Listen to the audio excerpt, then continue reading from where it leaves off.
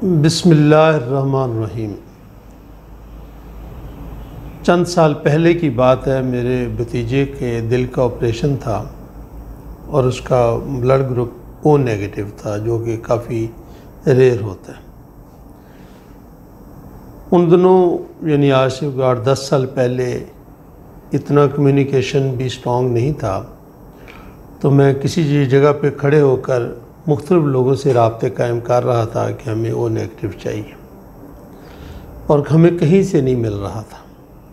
اس وقت مجھے احساس ہوا کہ خون دینا اور خون کی ضرورت ہونا اور خون کی اہمیت یہ کتنے اہم موضوع ہیں جن پر ہمیں بات کرنی چاہیے۔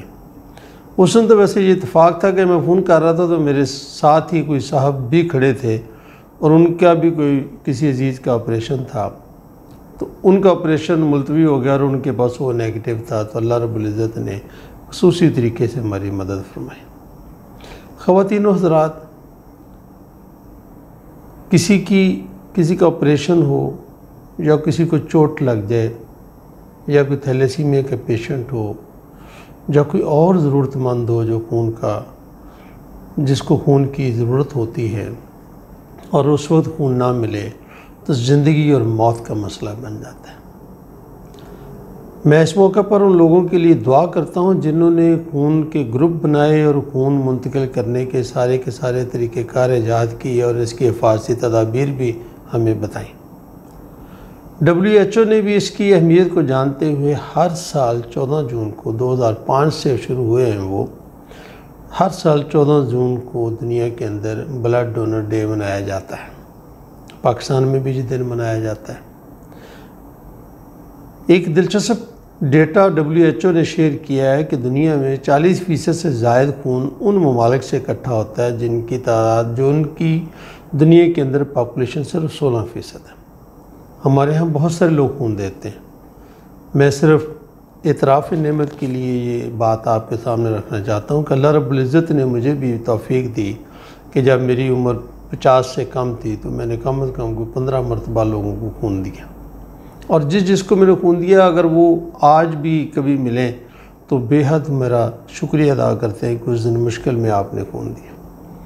تعاون فاؤنڈیشن پاکستان آپ سے صرف ایک ہی درخواست کرنا چاہتے ہیں۔ ہمارے ہاں تھیلیسیمیا کے پیشنٹ لاکھوں کی تعداد میں پائے جاتے ہیں، کینسر کے پیشنٹس ہیں، اور کبھی ایکسیڈنٹس ہوتے ہیں، بلاسٹ ہوتے ہیں جس کے اندر بے شمار خون کی ضرورت ہوتی ہے۔ ایسے موقعوں پر خون انسانی زندگی بچانے میں بے حد اہم کردار ادا کرتا ہے۔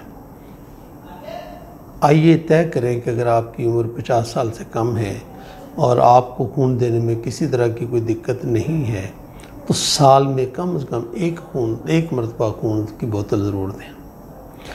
خون دینے میں ہمارے ہاں خاص طور پر ہمارے دیہاتی علاقوں میں اور چھوٹے قصبوں میں کچھ مت ہیں جو کہ بڑی پکی ہو چکی ہیں، خون دینے سے کمزوری ہوتی ہے۔ ڈاکٹر کہتے ہیں کہ جتنا بھی آپ سے خون لیا جاتا ہے یہ میکسیمم اگلے 24 سے 36 گھنٹے کے اندر جسم اس کی کمی کو پورا کر لیتا ہے، اس لیے ایسا نہیں ہے، اس سے کوئی کمزوری نہیں ہوتی۔